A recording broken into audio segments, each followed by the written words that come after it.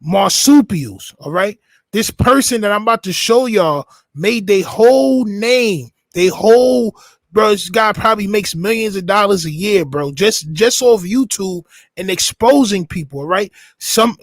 I can't lie. His content is on point. His content is on point. All right. I'm talking about 1090 Jake, bro. I'm talking about 1090 Jake, bro. All right.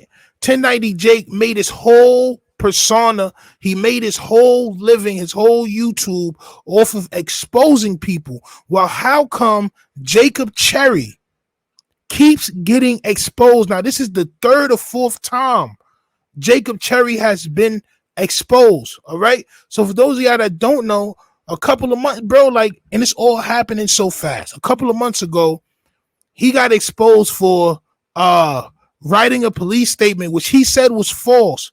He wrote a police statement saying that some kids were shooting out his window. He says that he was lying because he wanted to steal some guns out of his aunt's room.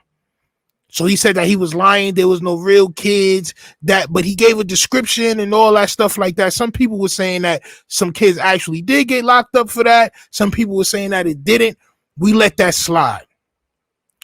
What I didn't let slide was the last time that Jacob Cherry got exposed for biting cheese. Now, the reason why this is a whole issue is because this man is supposedly a big blood. He said he's the biggest white blood that there ever was.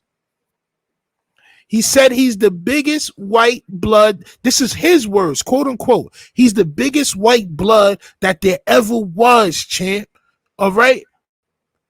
So why do you get caught telling time and time after again, and you niggas, just because son is popular, y'all let it slide? I'm not letting it slide, all right? I wasn't letting it slide since the last time that he got caught up. And for those of y'all that didn't see the last time he got caught up, he was on the news, Channel 7 News in Florida, where he was exposing how contraband and drugs and all that get brought into jail. All right? Let's see that. Easy is it to get drugs in a Florida prison? Every single compound I hit, there was all types of drugs on there, whether it's prescription pills, Molly, some spots there was cocaine and meth, but nothing more common than K2. Jacob Cherry, a former inmate, posted the videos to YouTube. And there's no staff present, there's no staff seeing this. The majority of the drugs that I know of that are coming inside is through the guys. When you're not busy making any money and a $30 phone on the street turns into a $1,200 phone inside a prison, a lot of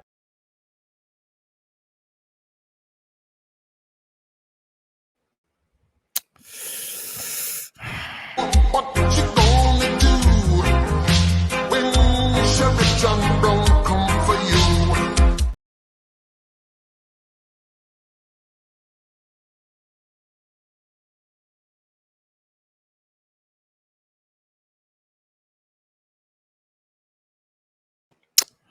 Now, this man is saying that these guards is bringing in all the contraband.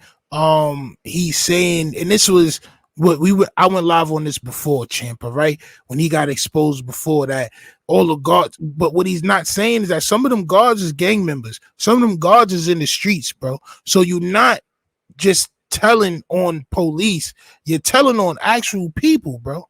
Like, you're telling on people that's cool with the gang members, bro, and that's bringing them stuff. You're telling. To me, if you lead a news investigation on illegal activity and you're a gang member, you cannot be a gang member no more, bro.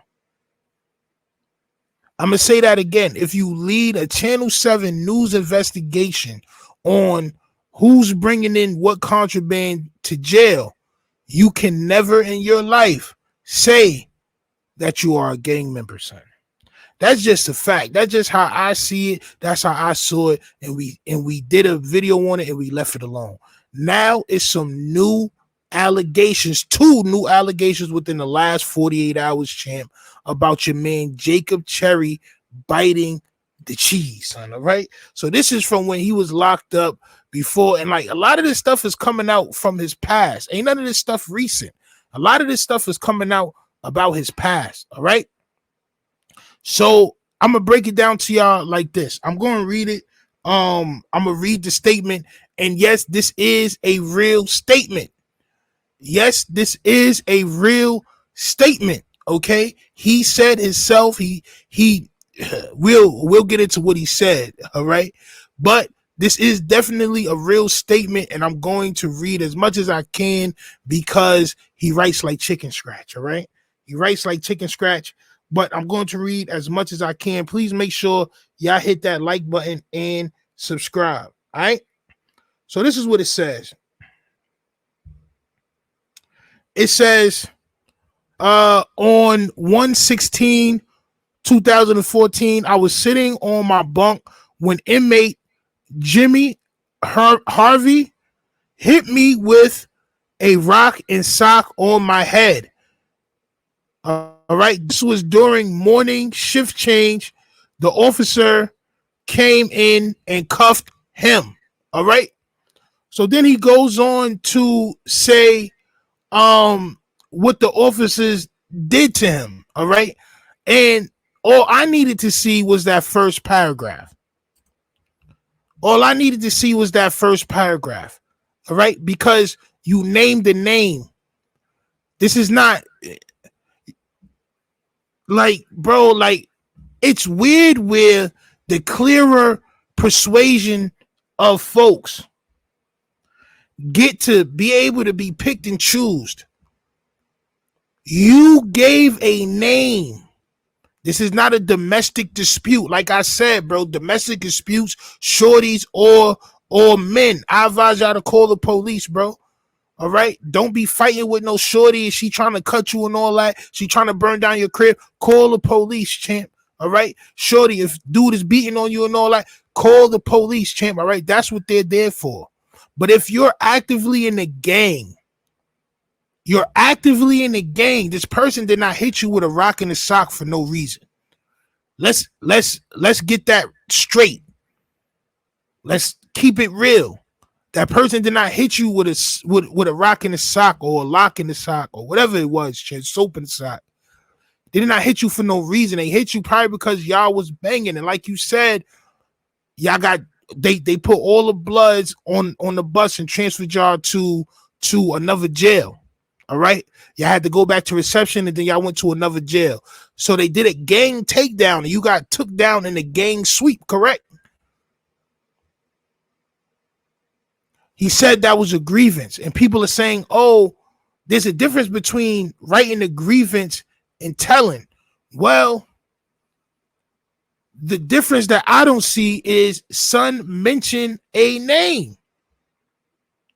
He mentioned a name, bro. This person, Jeremy, whatever son last name is, hit me on the head while I was sitting on my bunk during shift change. But then the police came and then they locked me up like I did something and they treated me unfairly. But he was the one that hit me. I didn't hit him. He hit me. The police is lying. Like, bro, you're telling. You're in a part of a gang. You know what being in a gang means? And you probably don't understand this because you're not of my persuasion, champ, all right? You're not of my persuasion, champ. So you probably don't understand. And this is how I know that privilege exists. As a black man, first and foremost, I know that everything is against me. I know that it's not going to be fair. I know that punishment is not going to be fair. I know, like when I was doing what I was doing, I knew punishment was not going to be fair for me. I knew that the establishment that is to be, champ. I knew the establishment wanted me out of here, champ. We just an enemy of the establishment, period. Just me being of my persuasion, if y'all get my drift.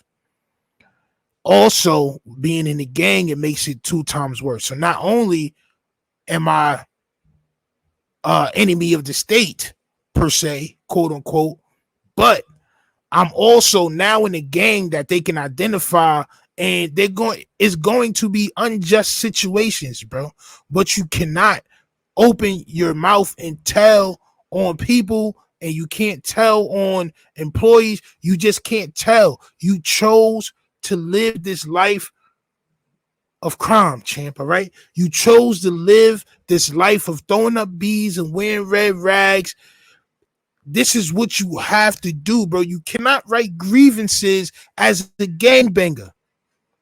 You cannot write grievances. Oh, they got it wrong. He hit me. I didn't hit him. He hit me. I didn't hit him. Y'all got it wrong. And then they put me in bro. This is what happens, bro. So that's just like you in a toast out, right? Y'all niggas in the toast out. And you don't hit somebody, but they blame you for hitting somebody. You can't tell on somebody else, whether it be your man or the enemy, and say, oh no, but I seen him letting off first and all that. So I don't know why y'all doing it like that to me. He was the one that let off and I retaliated. Like, bro, you can't do that, bro. This is the life you chose. You chose to bang out. This is the life you chose, bro.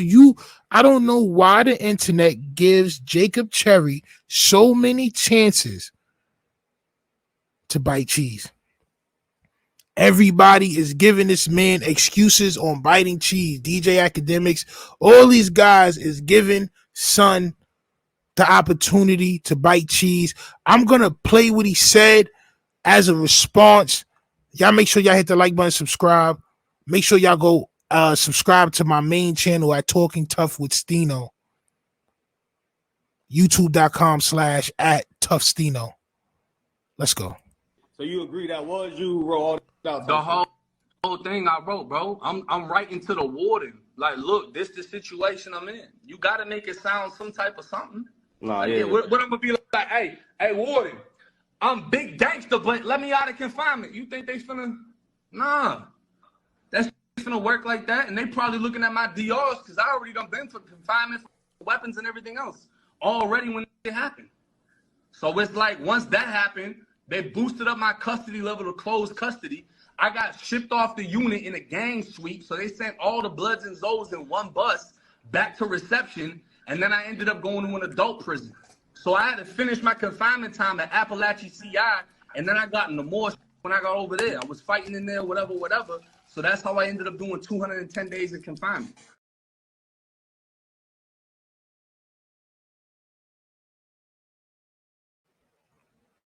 He tries to justify telling.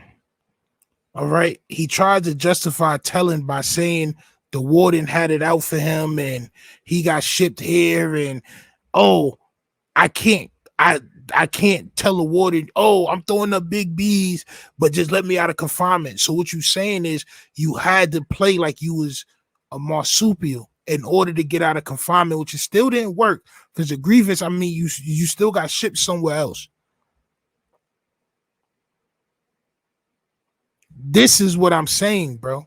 Son definitely is a marsupial. You can't throw the stone and hide your hand, bro.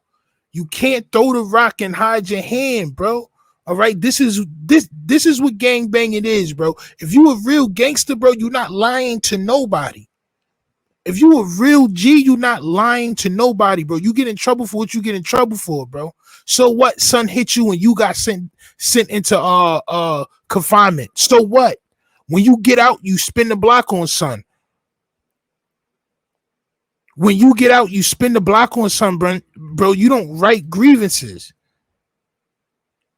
That's just something that you don't do, bro. You don't go around telling, bro. And bro, it's just mean, bro. Like the internet is just a bunch of kids, bro. And you got a bunch of kids that just look up to Son, bro. Even though Son is a kid, I think Son's still in his 20s. You got a bunch of these kids looking up to Son and they don't know what's right and wrong.